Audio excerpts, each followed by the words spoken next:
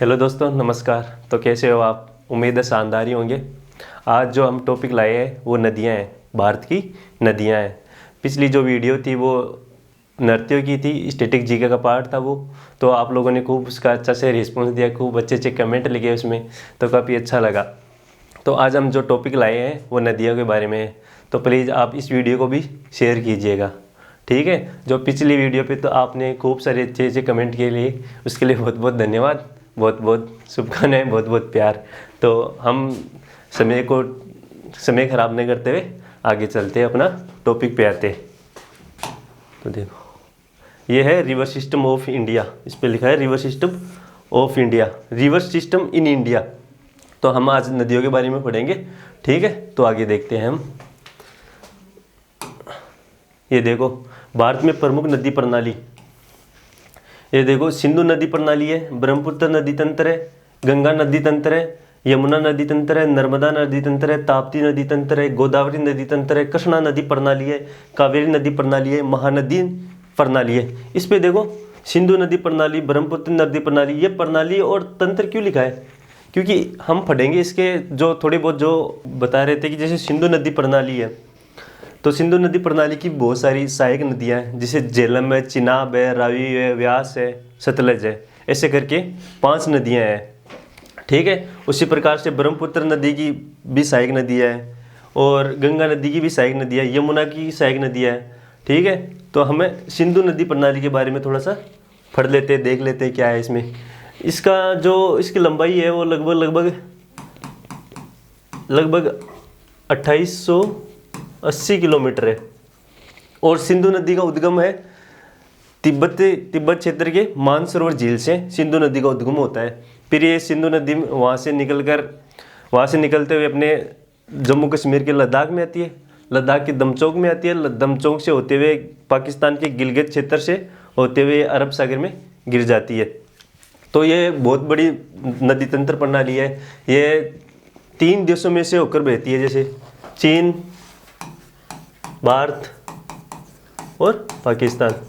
पहले चीन में आती है, चीन से उसका उद्गम होता है तिब्बत से, फिर भारत के लद्दाख के दमचौक से होकर, फिर पाकिस्तान से होकर ये कराची से होकर ये अरब सागर में गिर जाती है। इसकी सहायक नदियाँ हैं, जैसे मैं बता दूं आपको, झेलम है, चिनाब है, रावी है, व्यास है, सतलज है, सतलुज या सतलज जो भी है। अब देखो, सिंधु नदी की सबसे बड़ी सहायक नदी है वो चिनाब है। सबसे बड़ी सिंधु नदी तंत्र प्रणाली की जो सिंधु नदी है उसकी जो सहायक नदी के रूप में अगर सबसे बड़ी कोई नदी है तो वो चिनाब नदी है।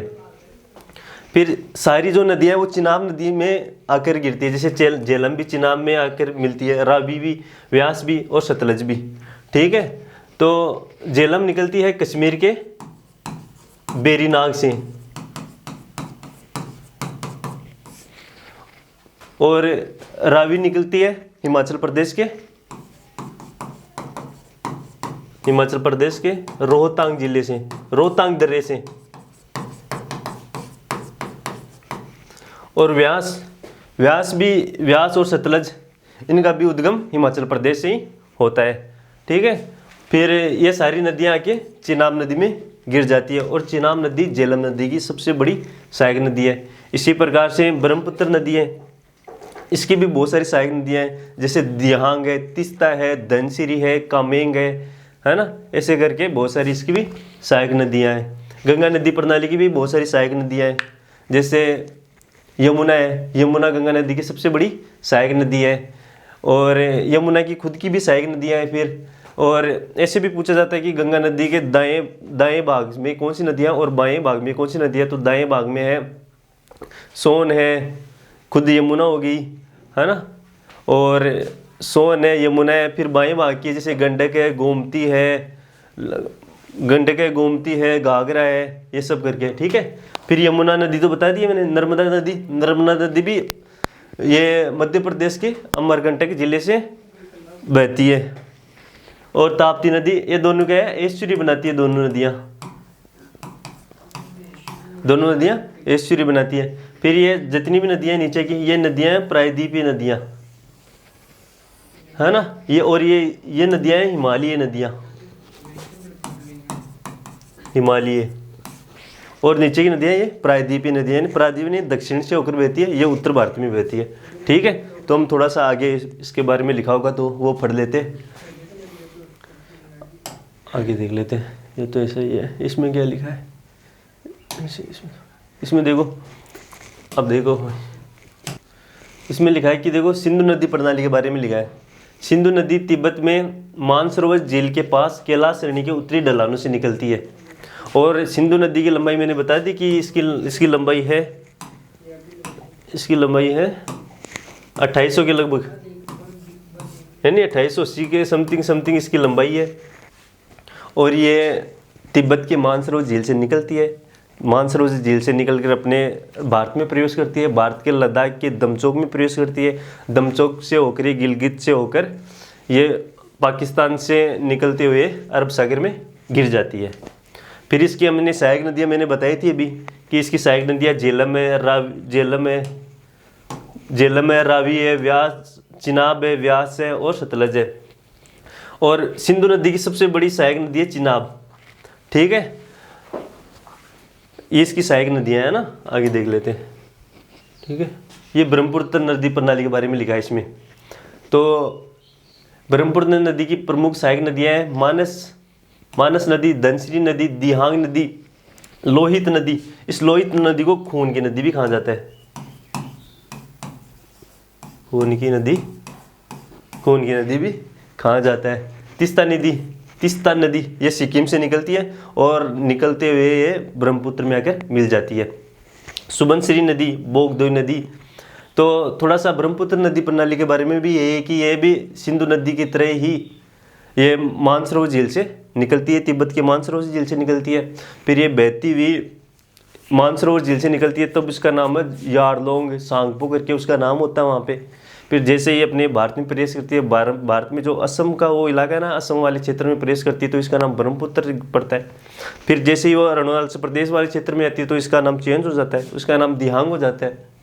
फिर जैसे ही वो बांग्लादेश में आती है तो बांग्लादेश में इसे मेघना नदी के नाम से जाना जाता है। ठीक है, और मेघना नदी और गंगा का जो बांग्लादेश में नाम है पद्मा, ये दोनों मिलकर जमुना नदी बोलते हैं ब्रह्मपुत्र नदी को जमुना नदी। फिर जो गंगा नदी है उसको बांग्लादेश में पद्मा नदी, ये दोनों मिलकर मेघना का निर्माण करती है। मेघना का निर्माण करती है तो मेघना के साथ ये आगे बहती है और आगे बहकर ये बहुत बड़े डेल्टा का निर्माण करती है, जिसे हम सुंदरवन डेल्टा के नाम से जानते हैं। वो थोड़ा सा इसमें आगे लिखा होगा तो हम देख लेंगे उसे। अब देखो, फिर मैंने बताया था कि इसकी भी ये भी अपने आप में नदी प्रणाली है। देखो, ब्रह्मपुत्र नदी प्रणाली अपने आप में एक बहुत बड़ा तंत्र है। इसकी भी सहायक नदियाँ खूब सारी है, मानस नदी है, धनसिरी नदी है, दिहांग नदी है। दिहांग नदी वो इस ब्रह्मपुत्र को अरुणाचल प्रदेश में दिहांग नदी बोलते हैं। लोहित नदी है, तीस्ता नदी है, सुबनसिरी नदी है, बोगदोई नदी है। ठीक है, फिर आगे ब्रह्मपुत्र नदी को चीन के तिब्बत क्षेत्र में यारलुंग के नाम से भी जाना जाता है, अरुणाचल प्रदेश में दिहांग नदी और जमुना नदी बांग्लादेश में इस ब्रह्मपुत्र नदी के नाम है। जैसे बांग्लादेश में इस नदी को जमुना नदी के नाम से जाना जाता है, अरुणाचल प्रदेश में दिहांग, और जब ये निकलती है वहाँ से तो सांगपो के नाम से भी जानते हैं इसे, इस यारलुंग सगोपो के नाम के साथ साथ सांगपो नदी के नाम से भी जानते हैं। ठीक है, फिर आगे देखते हैं। अब आगे देखो, इसको थोड़ा सा जमा लेते हैं हम। ठीक है, तो गंगा नदी प्रणाली देखो, 3 नदी प्रणाली है, सिंधु नदी प्रणाली, गंगा नदी प्रणाली और ब्रह्मपुत्र नदी प्रणाली।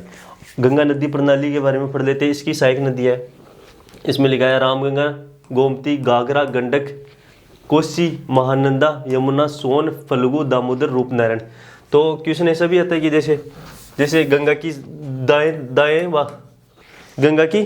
दाएं तरफ की सहायक नदियाँ कौन सी है और बाएं तरफ की सहायक नदियाँ कौन सी है, तो ऐसे करके भी सवाल आते हैं। जैसे दाएं और बाएं, दाएं में तो यमुना एक तो खुद है बहुत, यमुना गंगा की सबसे बड़ी सहायक नदी है यमुना, सोन, बेतवा और केन, ये नदियाँ दाएं तट से होकर गंगा में मिलती है। और बाएं तट की नदियाँ हैं जैसे गोमती, घाघरा, गंडक, गोमती, घाघरा, गंडक, और भी है रामगंगा,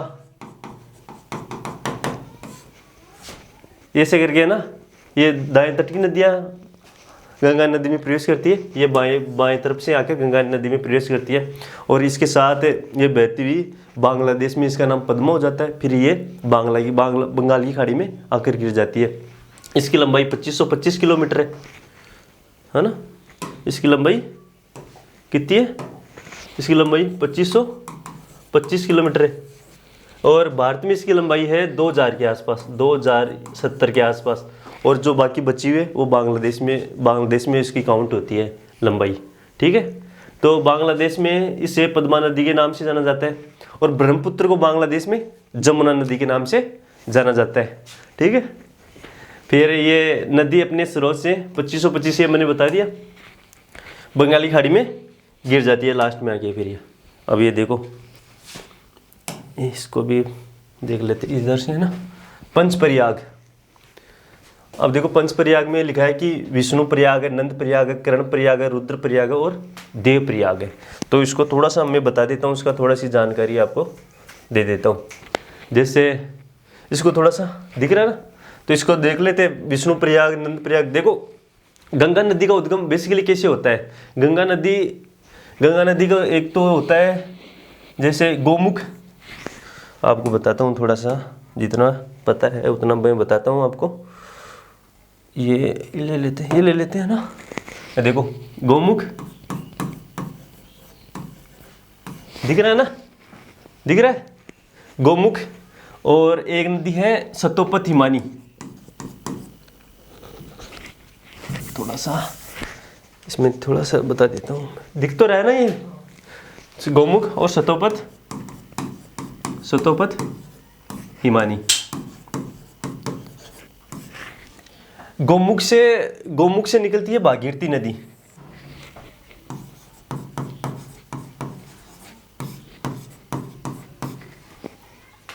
दरअसल गोमुख गंगोत्री से 19 किलोमीटर दूर है, और गोमुख से भागीरथी नदी निकलती है। गो के मुख से ऐसे करके बताते हैं, पुराने ज़माने में इसकी बहुत सारी कथाएं भी है। और सतोपति हिमानी से निकलती है एक अलकनंदा नदी, है ना। कौन सी नदी? अलकनंदा।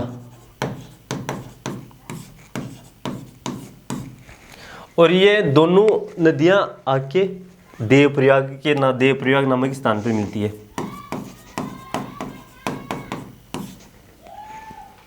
देवप्रयाग से इसका नाम हो जाता है, इस दोनों नदी प्रणाली का, गंगा। फिर इसमें से जैसे अलकनंदा में ना फिर बहुत सारी नदियाँ आके मिलती है। जैसे यहाँ से नदी आके मिलती है एक मंदाकिनी नदी, ठीक है।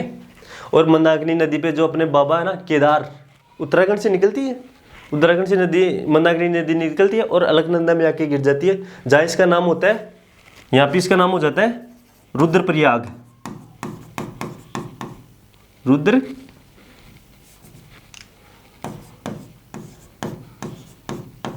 रुद्रप्रयाग नामक स्थान है, ये रुद्रप्रयाग स्थान है। जैसे देवप्रयाग स्थान है, इसी प्रकार से रुद्रप्रयाग स्थान है।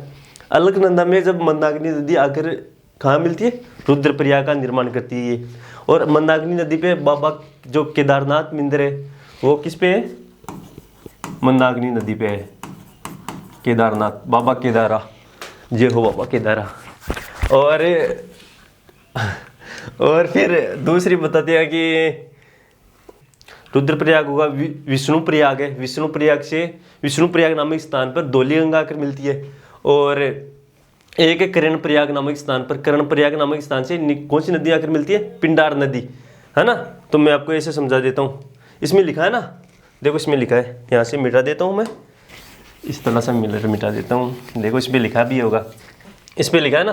ये एग्जाम में भी ऐसे एक सवाल आते हैं, ऐसे करके सवाल आते हैं। जैसे पंचप्रयाग के नाम से आता है, जैसे इसमें लिखा है कि ये बहुत बार आता है ये सवाल, ये देवप्रयाग वाला, कि देवप्रयाग में कौन सी नदी आकर मिलती है।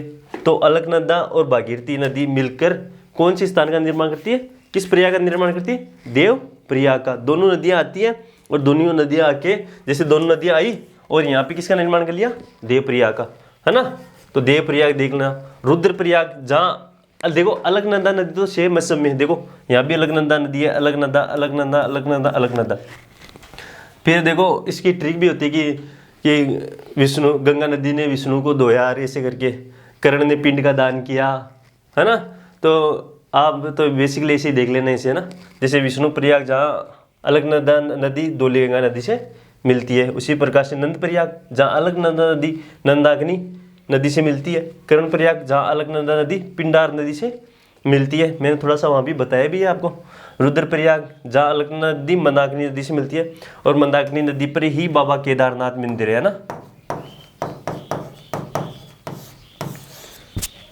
केदारनाथ। और रुद्रप्रयाग, रुद्रप्रयाग बता दी ना, अलकनंदा नदी मंदाकिनी नदी से मिलती है। देवप्रयाग भागीरथी गंगा नदी से मिलती है, ठीक है। और जो नंद प्रयाग है ना, वहाँ पे है बद्रीनाथ मंदिर स्थित है, बद्रीनाथ इस नदी पे, ठीक है। यमुना नदी प्रणाली, यमुना नदी प्रणाली बेसिकली गंगा नदी की सहायक नदी है, और गंगा नदी की सहायक नदी नहीं, गंगा नदी जैसी ही है, गंगा नदी से बड़ी है, गंगा नदी से बड़ी नहीं है, यानी गंगा नदी की सबसे बड़ी सहायक नदी है, ठीक है। और ये यमुना नदी निकलती है उत्तराखंड के जो बंदरपुर चोटी है वहाँ से निकलती है, वहाँ से निकलती होकर ये गंगा नदी में मिल जाती है। और गंगा नदी की मैंने बता दिया कि गंगा नदी की सबसे बड़ी सहायक नदी है, तो थोड़ा सा हम इस पर भी देख लेते हैं। यमुना नदी गंगा नदी की सबसे बड़ी सहायक नदी है, ये यमुनोत्री ग्लेशियर से निकलती है। नदी में शामिल होने वाली मुख्य सहायक नदियों में जैसे सिंध है, हिंडन है, बेतवा है, केन, गिरी और चंबल शामिल है। मैंने आपको थोड़ी सी पहले भी बताया था कि बच्चों देखो मेरे प्यारे दोस्त, बताया था आपको मैंने थोड़ा सा कि भाई देखो जैसे ये यमुना नदी गंगा नदी निकल कर ये से गिर जाती है, फिर ये उत्तराखंड से निकलती है, कौन सी यमुना नदी बंदरपुर चोटी से आकर यहाँ आकर इसमें मिल जाती है। ये तो इसको गंगा नदी मान लो आप, गंगा नदी। और ये है गंगा नदी की सबसे बड़ी सहायक नदी यमुना नदी, जो उत्तराखंड के बंदरपुर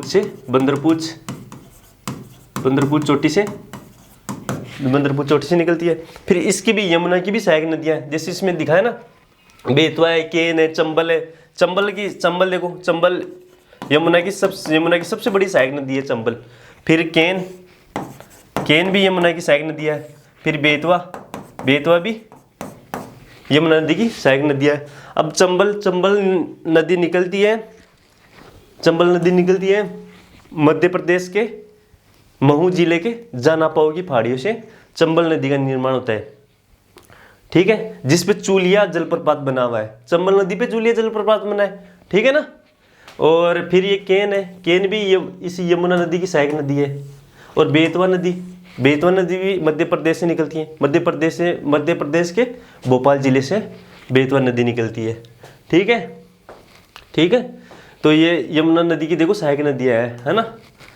तो अब थोड़ा सा इसे भी PDF को थोड़ा सा देख लेना, है ना दोस्त। आगे चलते हैं, आगे थोड़ा सा इसको यहीं से रहने देते हैं ना, इसे थोड़ा सा बड़ा करूँ ना, बड़ा कोई ना, बड़ा कर देते इसे। देखो नर्मदा नदी, देखो नर्मदा नदी के बारे में थोड़ा सा बता देता हूँ कि नर्मदा नदी मध्य प्रदेश के अमरकंटक जिले से निकलती है, और ये नदी एस्चुरी बनाती है। और सारी नदियाँ तो उधर पूर्व की साइड बहती है, बल्कि नर्मदा नदी, ताप्ती नदी, है ना, और जो नर्मदा नदी, ताप्ती नदी, माही नदी, है ना, ये तीनों नदियाँ आके अरब सागर में गिरती है, ठीक है। और नर्मदा ताप्ती है, ये डेल्टा न बनाकर एस्चुरी का निर्माण करती है, रिफ्ट वैली होकर ये बहती है, ठीक है। और नर्मदा नदी मध्य प्रदेश के अमरकंटक जिले से निकलती है और अरब सागर में आकर गिर जाती है, ठीक है। और नर्मदा नदी पर कौन सा जो है जबलपुर स्थित है, ठीक है। जबलपुर जो जिला है मध्य प्रदेश का, वो किस पे नदी पे, नर्मदा नदी पे। तो इसमें जो लिखा है वो भी पढ़ लेते हैं थोड़ा सा। नर्मदा मध्य भारत में स्थित एक नदी है। ये नदी भारत में मध्य प्रदेश और गुजरात राज्य से होकर बहती है, ठीक है, गुजरात से भी होकर बहती है। कई मायनों में दोनों राज्यों के लिए अपने विशाल योगदान के कारण इसे मध्य प्रदेश और गुजरात की जीवन रेखा के रूप में भी जाना जाता है। बिल्कुल, ये मध्य प्रदेश और गुजरात दोनों को सींचती है, दोनों को किसानों को पानी देती है, पीने का इसका काम आता है। नहरों में जो नहरों में जो सिंचाई होती है नर्मदा नदी के थ्रू जाती है गुजरात और मध्य प्रदेश जिले में, ठीक है। और नर्मदा नदी मध्य प्रदेश के अनूपपुर जिले के अमरकंटक फटार से निकलती है, ठीक है। आगे चलते हैं। गोदावरी नदी, देखो ये गोदावरी नदी है प्रायद्वीपीय पठार की सबसे बड़ी नदी। इसे दक्षिणी गंगा के नाम से भी जाना जाता है। इसकी लंबाई है 1468 किलोमीटर, लगभग है, पता नहीं पूरा तो, ठीक है। 1400 के आसपास होगी इसकी लंबाई। और ये महाराष्ट्र के नासिक जिले के त्र्यंबकेश्वर पहाड़ी से होकर निकलती है, ठीक है। इतनी सी बेसिक सी नॉलेज है जो आपको भी ध्यान होना चाहिए। बेसिकली जरूरी नहीं कि ये एग्जाम में काम है। अपने देश की नदियाँ, अपने देश की नदियाँ नहीं, ये अपने देश की धरोहर है, इसके बारे में तो जानना अच्छी बात है। जरूरी नहीं कि हम कोई चीज़ के लिए ही पढ़े, वैसे भी थोड़ा बहुत इसके बारे में ध्यान होना चाहिए, क्योंकि ये हमारे देश की धरोहर भी है। मानते कि नहीं मानते? तो देखो गोदावरी नदी, थोड़ा सा पेन चेंज कर ले तो ये भी पीला, दोनों मिलकर पीला। देखो गंगा नदी के बाद गोदावरी भारत की दूसरी सबसे लंबी नदी है, जो भारत के कुल भौगोलिक क्षेत्र का लगभग 10% कवर करती है। बिल्कुल बात सही है। गोदावरी नदी गंगा नदी के सबसे बाद की नदी है। गंगा नदी की लंबाई है 2525 किलोमीटर और इसकी लगभग लंबाई 1468 या 1400 के आसपास इसकी लंबाई है। और ये प्रायद्वीपीय भारत की सबसे बड़ी लंबी नदी है, जिसे दक्षिणी गंगा के नाम से भी जाना जाता है इसे। देखो गंगा नदी पढ़ ली है, इसका स्रोत त्र्यंबकेश्वर नासिक महाराष्ट्र में है, बता दिया मैंने। नदी अंततः बंगाली खाड़ी में गिरती है। बिल्कुल 2-4 नदियाँ ही अरब सागर में गिरती है, जो पश्चिम की ओर बहती है, और सारी नदी पूर्व की ओर बहते हुए बंगाली खाड़ी में गिरती है। 2-4 नदियाँ जैसे नर्मदा है वो पश्चिम की ओर बहती है, पश्चिम की ओर बहते हुए वो अरब सागर में अपना पानी गिराती है। सोन नदी है वो भी अमरकंटक जिले से निकलती है, मध्य प्रदेश के अमरकंटक जिले से होकर ये भी अपना पानी कहाँ गिराती है? अरब सागर में, है ना। 2-4 नदियाँ अरब सागर में जाकर गिरती है। और बेसिकली सारी नदियाँ, जैसे गोदावरी है बंगाली खाड़ी में अपना जल गिराती है, कृष्णा बंगाली खाड़ी में गिराती है अपना जल, और कावेरी है बंगाली खाड़ी में गिराती है जल, महानदी है बंगाली खाड़ी में गिराती है जल, है ना। लगभग जो नदियाँ हैं वो सब बंगाली खाड़ी में अपना जल गिराती है, ठीक है। और गोदावरी भारत में प्रायद्वीपीय नदी में सबसे बड़ी है, बिल्कुल सबसे बड़ी नदी है। उसके बाद में कृष्णा, इसकी तो 1468 लंबाई है, और कृष्णा की लगभग 1400 लंबाई है। गोदावरी को दक्षिणी गंगा के नाम से भी जाना जाता है, ठीक है। आगे देख ले लूनी नदी ये निकलती है खंबाती, कहाँ से निकलती है? ये बेसिकली किसी समुद्र में जाकर तो गिरती नहीं है। लूनी नदी ये रेगिस्तान में ही समाप्त हो जाती है, ठीक है। और ये शायद कच्छ के रण में अपना ये जल गिराती है लूनी नदी, ठीक है। तो हम देखते हैं कि लूनी उत्तर पश्चिम भारत के थार रेगिस्तान की सबसे बड़ी नदी है। ये अजमेर जिले के नाग पहाड़ी से होकर निकलती है, ठीक है। अजमेर के पास अरावली रेंज की पुष्कर घाटी से निकलती है और नाग पहाड़ी से निकलती है ना। अजमेर जिले से इसका निर्माण होता है। गुजरात में कच्छ के रण की दलदली भूमि समाप्त हो जाती है। जैसे मैंने बताया कि ये कच्छ के रण में आके अपना दम तोड़ देती है बेचारी, और वहाँ पे समाप्त हो जाती है। अजमेर के बालोतरा जिले में इसका पानी मीठा होता है, फिर इसका पानी खारा होता चला जाता है, इसलिए इसे मीठी खारी नदी के नाम से भी जाना जाता है। इसे पहले सागरमती के नाम से भी जाना जाता है। फिर इसे गोविंदगढ़ से निकलकर इसकी हायक नदी सरस्वती से मिलती है, जो पुष्कर झील से निकलती है, तभी से लूनी कहलाती है, ठीक है। तभी से क्या कहलाती है? लूनी नदी कहलाती है। और ये बेसिकली अपना दम रेगिस्तान में तोड़ देती है। पहले तो इसकी वजह से बाढ़ भी आती थी, राजस्थान में भी बाढ़ आती थी, लेकिन आजकल पानी का स्तर नीचा हो गया, कम हो गया, तो इसे आजकल बाढ़ नहीं आती, ठीक है। जैसे बालोतरा साइड, उस साइड अभी भी बाढ़ आती है ना। आगे देखते हैं। अरबियन सी और बे ऑफ बंगाल, यानी अरब सागर में गिराने वाली अपना पानी गिराने वाली नदियाँ, और बंगाली खाड़ी में अपना पानी गिराने वाली नदियाँ, है ना। तो देखते हैं कौन कौन सी नदियाँ अरब सागर में गिराने वाली, यानी इस साइड गिराने वाली नदियाँ, और ये बंगाली खाड़ी, ये अरब सागर है। तो नर्मदा गिराती है ना, मध्य प्रदेश के अमरकंटक जिले से होकर बहती है। तापी नदी ये भी एस्चुरी बनाती है, नर्मदा नदी भी एस्चुरी बनाती है। सिंधु नदी भी, हाँ सिंधु नदी बताया था कि ये तिब्बत के मानसरोवर झील से इसका उद्गम होता है, फिर ये अपने देश भारत में आती है, लद्दाख के दमचौक से होकर, गिलगित होकर, कराची, पाकिस्तान की कराची होकर ये अपना जल अरब सागर में गिरा देती है। ठीक है, और मैं आपको बता देता हूँ इसके बारे में थोड़ा सा याद आया, सिंधु जल समझौता भी हुआ था अपने भारत में। सिंधु जल समझौता जो 1960 में हुआ था। हाँ, अपने जो तत्कालीन प्रधानमंत्री थे जवाहरलाल नेहरू, और वहाँ के जो वहाँ के अयूब खान प्रधानमंत्री हुआ करते थे, और वर्ल्ड बैंक की अध्यक्षता में ये समझौता हुआ था। इस समझौता में ये हुआ था कि जो सिंधु नदी, सिंधु, झेलम और चिनाब, इन तीनों नदियों का पानी 80% पानी यूज करेगा पाकिस्तान, और जो है रावी, व्यास और सतलज, इन तीनों का 80% पानी यूज करेगा भारत। ठीक है, बेसिकली पाकिस्तान को पानी हम ही भेजते हैं। ठीक है, हम, क्योंकि ये सारी नदियाँ जैसे सिंधु है, झेलम है, चिनाब है, ये हमसे होकर बहती है। ठीक है, अगर हम पानी इनका रोक ले तो, है ना, तो ऐसा होता नहीं है ना, तो ऐसा होना भी नहीं चाहिए। सभी को जीवन जीने का है कि नहीं, पानी पीने का अधिकार है। ठीक है, ऐसा करना भी सही नहीं है। तो पानी जाता है, तत्कालीन गवर्नमेंट देखेगी तो वो देखेगी अपना, हम इसमें कुछ नहीं कह सकते। सिंधु है, जल है, जिनाब है, ये समझौता हुआ था कि इतना पानी ये यूज करेंगे और इतना पानी अपने भारत वाले हम यूज करेंगे। ठीक है, तो हमने ये पढ़ लिया था साबरमती नदी, फिर माही नदी और पूर्णा नदी। ठीक है, माही नदी निकलती है मध्य प्रदेश के धार जिले से। ठीक है, अब देखो बंगाल खाड़ी में इधर पानी गिराने वाली नदियाँ, महानदी है, महानदी उड़ीसा की सबसे बड़ी नदी है, गोदावरी नदी, कृष्णा, कावेरी, पेनार, स्वर्ण रेखा नदी झारखंड की सबसे बड़ी नदी है। ठीक है, आगे देखते हैं। अब हम थोड़ा सा टेस्ट दे लेते हैं। ठीक है, वीडियो भी ज़्यादा लंबी नहीं करनी है कि नहीं।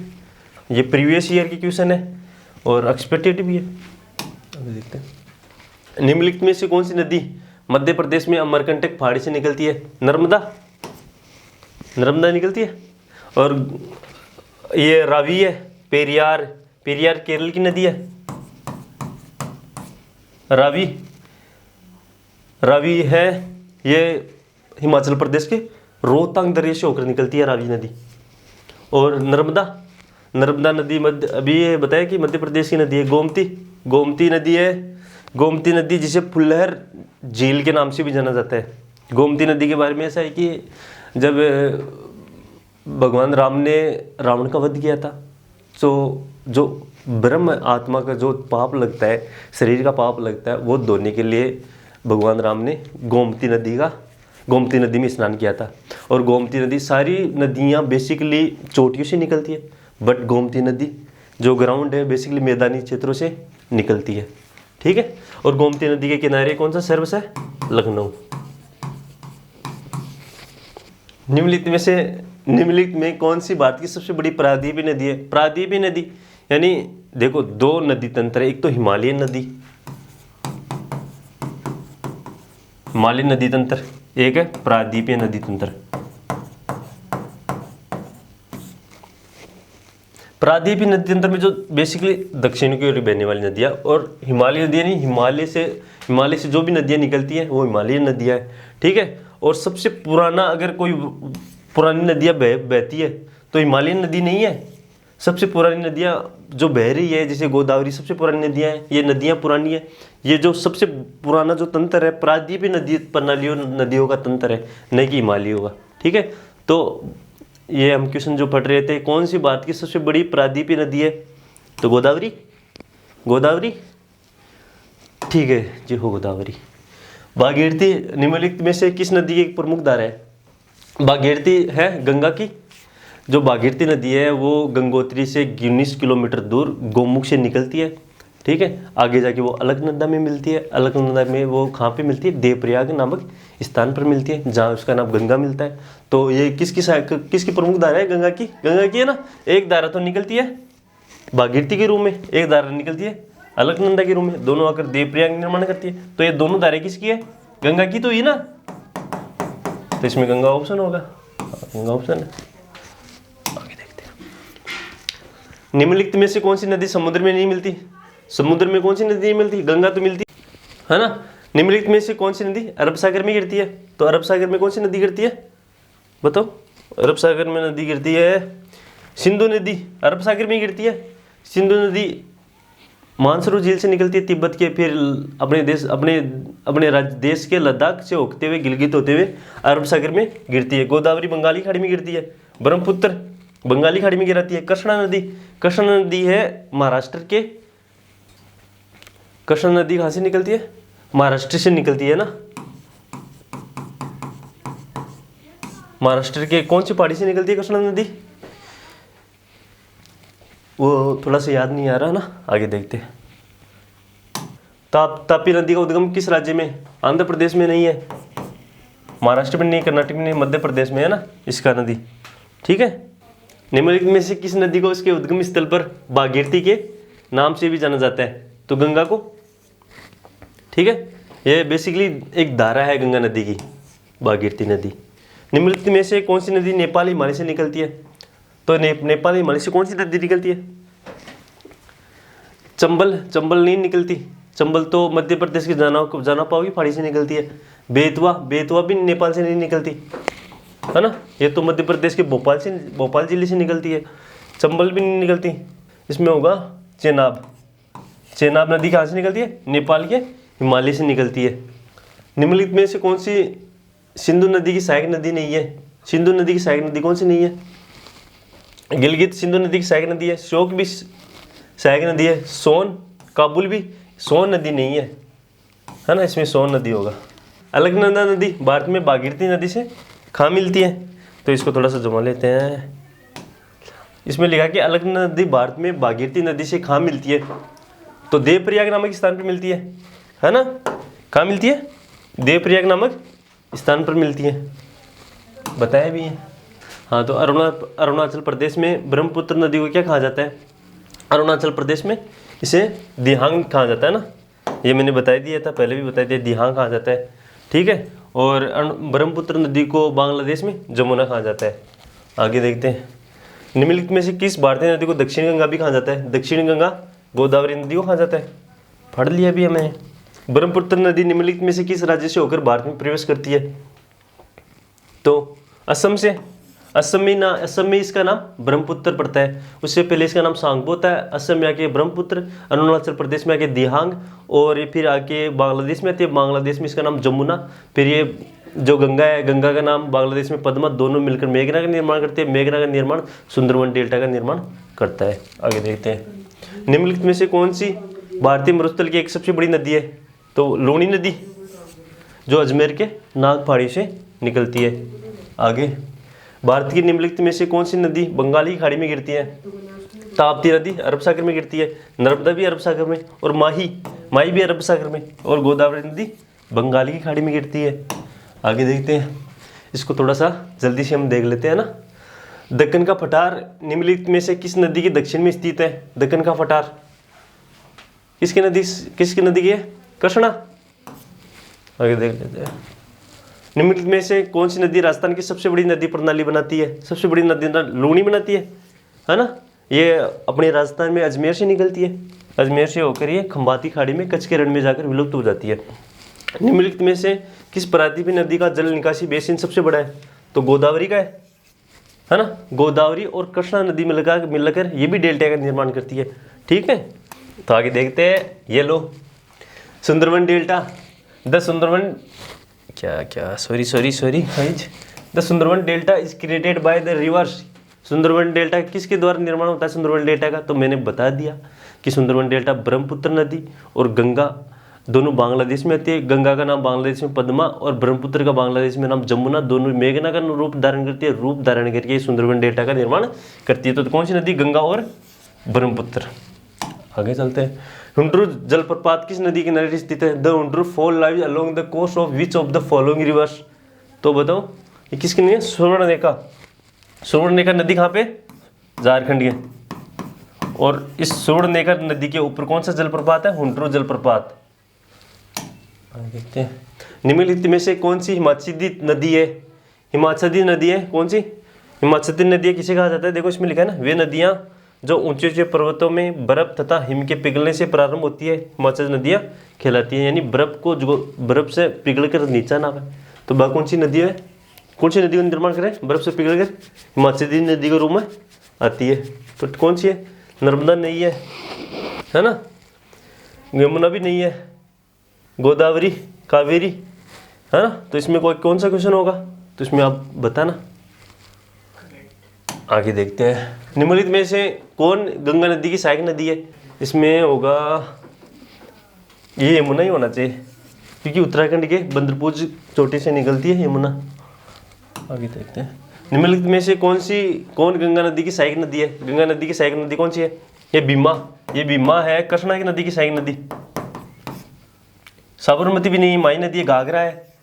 ये बाएं तरफ की नदियां हैं गंगा की सहायक नदियां। घाघरा है, गंडक है, गोमती है, रामगंगा है, ये बाएं तट की है। तो इसका उत्तर होगा गंगा।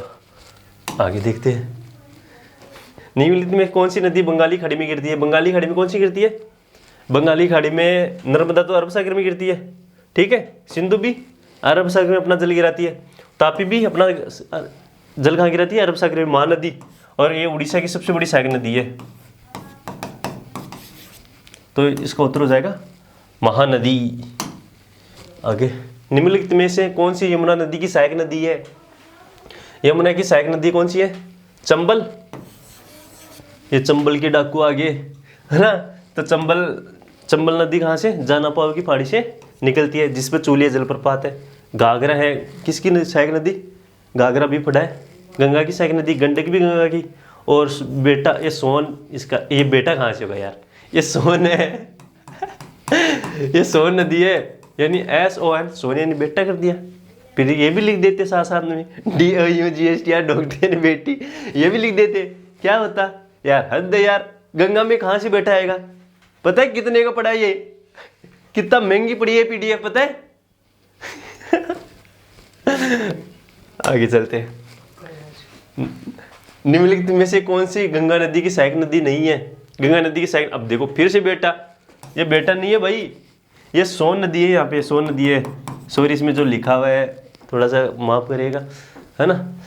बेसिकली PDF जो PPT बनाते हैं बड़ी मेहनत लगती है यार इसमें, तो प्लीज़ आप थोड़ा बहुत सपोर्ट करना, है कि नहीं। आपसे हाथ जोड़ के विनती है कि नहीं। निम्नलिखित में से कौन सी गंगा नदी की सहायक नदी नहीं है? गंगा नदी की सहायक नदी कौन सी है? कौन सी नहीं है? रामगंगा तो है ना। ये आप समझ आना, ये सोन है यहाँ पे, है ना। बेटा के कुछ नहीं है, तो थोड़ा सा मजाक कर लिया, फ्लो में हो जाता है थोड़ा बहुत। तो देखो सहायक नदी नहीं है ना। रामगंगा तो है सहायक नदी, और पेनगंगा, काली भी सहायक नदी है। काली कहाँ से निकलती है? नेपाल से निकलती है काली नदी, ये भी गंगा की सहायक नदी है। और सोन भी गंगा की सहायक नदी है। दाएं तरफ से जो सहायक नदी है उसमें सोन है ना, वो सोन नदी है। पेनगंगा किसकी सहायक नदी है? गोदावरी की। तो इसका उत्तर होगा पेनगंगा इसका उत्तर होगा ना। और गोदावरी की और भी सहायक नदी जैसे इंद्रावती है, पेनगंगा है, वेनगंगा है, ठीक है। Penganga is tributary of Wardha river, है ना, इसमें लिखा है। गोदावरी की सहायक नदी है पेनगंगा। निम्नलिखित में से कौन सी सिंधु नदी की सबसे बड़ी सहायक नदी है? चिनाब नदी, है ना। चिनाब नदी किसकी सबसे बड़ी सहायक नदी है? सिंधु नदी की। और जो सारी नदियां, रावी है, व्यास है, सतलज है ना, झेलम है, सारी नदी पहले चिनाब नदी में आकर गिरती है।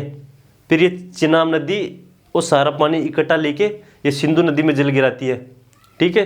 फिर सतलज नदी जो राकसताल झील से निकलती है, तिब्बत के राकसताल झील से निकलती है, वो भी अपना जल चंबल में डालती है। चंबल से गिराने से पहले उसमें व्यास नदी गिरती है। फिर ये सारो नदी पंच नदी का निर्माण करती है, और ये पंच नदी 45 किलोमीटर तक 50 किलोमीटर तक एक साथ बहती है, ठीक है। तो 3 ही नदियां हैं जो भारत के बाहर से उद्गम होते हैं, जैसे सिंधु का उद्गम होता है मानसरोवर झील से तिब्बत के, और सतलुज का भी राक्षसताल झील से तिब्बत के, और ब्रह्मपुत्र का तिब्बत के मानसरोवर झील से। 3 ही नदियां हैं जिसका निर्माण विदेशों में होता है। जिस विदेशों मतलब चाइना में, चीन के अंदर। भारत की कौन सी नदी दरार घाटी से होकर बहती है? रिफ्ट वैली से तो नर्मदा बहती है ना, जो एस्चुरियन का निर्माण करती है, या ताप्ती बहती है, तो इसमें होगा नर्मदा, है ना। इसमें फिर से बेटा कर दिया, ठीक है। आगे देख लेते हैं, ये आने वाले हो गया। गंगा का मैदान किन 2 नदियों के बीच फैला हुआ है? गंगा का मैदान है, एक तो खुद गंगा का मैदान किन 2 नदियों के बीच फैला है? तो इसमें होगा गंगा और तीस्ता। आगे देखते हैं, त्र्यंबकेश्वर में से किस नदी का उद्गम स्थल है? त्र्यंबकेश्वर, ये देखो अभी बार जो पिछले क्वेश्चन में थोड़ी सी मिस्टेक हो गई थी। ये क्या है कि गोदावरी निकलती है महाराष्ट्र के नासिक जिले के त्र्यंबकेश्वर पहाड़ी से गोदावरी नदी का उद्गम होता है, ठीक है। तो इसमें होगा गोदावरी। और कृष्णा नदी का होता है महाराष्ट्र के जो महाबलेश्वर पहाड़ी है ना, वहाँ से कृष्णा नदी का उद्गम होता है। तो मैंने शायद वहाँ पे थोड़ा सा मिस्टेक किया था, वो देख लेना आप, है ना। महाराष्ट्र में होता है ना, ठीक है। महाराष्ट्र की महाबलेश्वर पहाड़ी में कृष्णा नदी का उद्गम होता है, और त्र्यंबकेश्वर पहाड़ी से गोदावरी का। आगे भाई जल्दी से निपटा देते हैं, ना। निम्नलिखित में से कौन सी नदी भारतीय हिमालय से निकलती है? तो कौन सी निकलती है? यमुना थोड़ी ना निकलती है हिमालय से। गंडक, घाघरा, कोसी, तो कौन सी? कोसी तो इसे बिहार का शो कहा जाता है कोसी को, तो क्योंकि ये अनिश्चित है, मतलब इसी नदी के कारण बिहार में बाढ़ आती है, ठीक है। तो इसमें कौन सा होगा? गंडक। निम्नलिखित में से कौन सी नदी पंच नदी में शामिल नहीं है? पंच नदी अभी बताया था, झेलम, चिनाब, रावी, व्यास, सतलज, ये तीनों क्या है? पांचों पंच नदी का निर्माण करती है। तो इसमें कौन सा नहीं है? रावी तो है ना, तो इसका उत्तर होगा व्यास भी है, सतलज भी है, रावी भी है, इसका इंडस होगा इसका उत्तर। निम्नलिखित में से कौन सा नदी बेसिन ओडिशा में मौजूद है? ओडिशा में कौन सी नदी है? महानदी, ओडिशा की सबसे बड़ी नदी है। आगे भाई, यमुना और गंगा नदी के संगम पर स्थित एक शहर है कानपुर, और गंगा नदी पर सबसे बड़ा शहर बसा है तो कानपुर ही बसा है। गिरि नदी की एक महत्वपूर्ण सहायक नदी है, गिरि नदी है यमुना की। आगे, निम्नलिखित में से कौन सी एक प्रायद्वीपीय नदी है? प्रायद्वीपीय नदी हमने फट रखी है, गोदावरी है, कृष्णा है, महानदी है ना, ये सब प्रायद्वीपीय नदियां हैं। तो इसमें इंडस तो नहीं है, हिमालयी नदी है इंडस तो। नर्मदा, ब्रह्मपुत्र, है ना, ब्रह्मपुत्र भी हिमालय नदी है, गंगा भी हिमालय नदी है। तो इसका उत्तर होगा नर्मदा प्रायद्वीपीय नदियां हैं, ठीक है।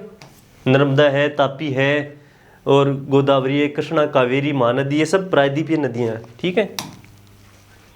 निम्नलिखित में से कौन सी नदी जबलपुर के पास धुआंधार जल प्रपात बनाती है? कौन सी? नर्मदा होगा इसका उत्तर। आगे, निम्नलिखित में से कौन सी पूर्व की ओर बहने वाली नदी है? यानी इस साइड बहने वाली नदी कौन सी है? इसमें क्या लिखा है? पूर्व की ओर बहने वाली नदियां है ना, यानी इस साइड पूर्व, साबरमती, माही, ब्राह्मणी, है ना। तो इसमें देखो पूर्व की ओर बहने वाली नदी है गोदावरी, पूर्व की ओर बहते हुए बंगाली खाड़ी में अपना जल गिराती है, गोदावरी गिराती है, कृष्णा है, कावेरी है, महानदी है, पेनार, सुवर्णरेखा है, ब्राह्मणी है, पेन्यार, वेगे नदी है, क्या है? पूर्व की ओर बहने वाली। और नर्मदा है, तापी है, माई है, ये सब नदियां हैं पश्चिम की ओर बहने वाली नदियां, है ना। तो इसमें मिला लेना, देख लेना अपन ना। आगे चलते हैं, मूसी नदी कौन सा शहर, कौन सा बसा है? हैदराबाद किस नदी के किनारे? मूसी नदी के किनारे। तो किसकी सहायक नदी है? मूसी नदी है कृष्णा की। तुंगभद्रा, कोयना, भीमा, मूसी, ये सब कृष्णा नदी की सहायक नदी है। और कृष्णा नदी का उद्गम होता है महाराष्ट्र के महाबलेश्वर पहाड़ियों से होता है। आगे, कोटेश्वर जल विद्युत परियोजना नदी पर स्थित है। कोटेश्वर जल विद्युत परियोजना भागीरथी नदी पर, ठीक है। आगे, निम्नलिखित में से कौन सी नदी पश्चिम बंगाल और सिक्किम दोनों राज्यों से होकर बहती है? तीस्ता,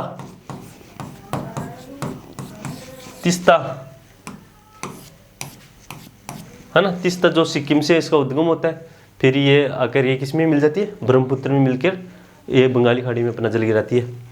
तो दोस्त आज इतना ही। जो भी इसमें थोड़ी बहुत मिस्टेक हुई है पीपीटी में या थोड़ा सा बोलने में तो माफ़ कीजिएगा, क्षमा कीजिएगा। तो मैं तो ये कहना चाहता हूँ कि दोस्त पीपीटी बनाने में इन सब में बहुत मेहनत लगती है, तो प्लीज़ आप अच्छा रिस्पॉन्स दे रहे, कोई बात नहीं। आपका प्यार हमारे सराखों पे, और इसके लिए आपको बहुत बहुत धन्यवाद। आपने जो इतनी अच्छा जो चीज़ें बताई है, क्या बताए है कि नहीं दोस्त। तो प्यारे मित्र, प्यारे भाई, बहुत बहुत धन्यवाद आपने जो समय निकाला इस वीडियो को देखने के लिए।